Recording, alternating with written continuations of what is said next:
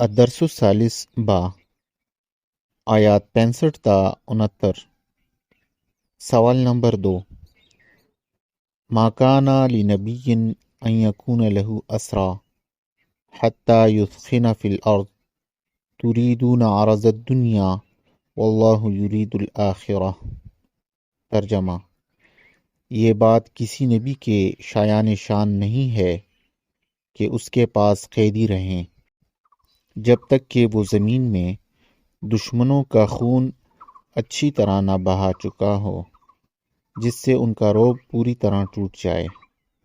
تم دنیا کا ساز و سامان چاہتے ہو اور اللہ تمہارے لیے آخرت کی بھلائی چاہتا ہے۔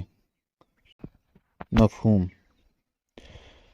غزوہ بدر میں 70 کافر مارے گئے اور 70 کافروں کو قید کیا گیا۔ اب سوال پیدا ہوا کہ ان قیدیوں کے ساتھ کیا معاملہ کیا جائے، کیونکہ اس وقت تک قیدیوں کے بارے میں کوئی حکم نازل نہیں ہوا تھا۔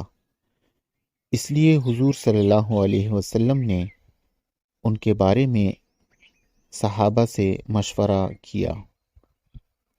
چنانچہ حضرت عمر رضی اللہ تعالیٰ عنہ نے یہ مشورہ دیا کہ جب تک کفر کی کمر پوری طرح ٹوٹ نہیں جاتی، ان کے ساتھ نرمی نہ کی جائے۔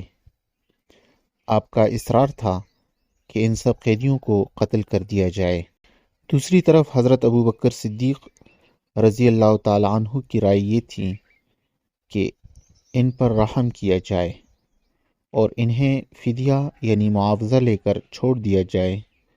ممکن ہے یہی قیدی اسلام قبول کر کے اسلام کے مددگار بن جائیں اور ان سے فدیہ کی جو رقم وصول کی جائے وہ آئندہ جہاد میں کام آئے گی۔ چونکہ اکثر صحابہ کی یہی رائے تھی اور خود حضور صلی اللہ علیہ وسلم بھی نرم دل اور مہربان تھے، اس لیے آپ نے اس رائے کو ترجیح دی اور اسی کے مطابق فیصلہ فرمایا۔ چنانچہ سب قیدیوں کو فدیہ لے کر رہا کر دیا گیا۔ اس پر یہ آیت نازل ہوئی جس میں مسلمانوں کو تنبیہ کی گئی کہ جنگ کے دوران پوری توجہ دشمن کی طاقت کو کچلنے پر مرکوز ہونی چاہیے۔ قیدی بنانے کا عمل اس کے بعد شروع ہونا چاہیے۔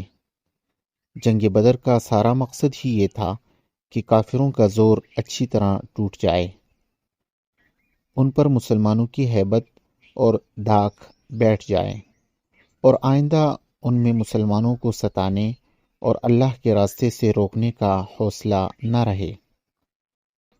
اس کے لیے ضروری تھا کہ فدیہ یعنی معاوضہ لینے کی بجائے ان سب قیدیوں کو قتل کر دیا جاتا۔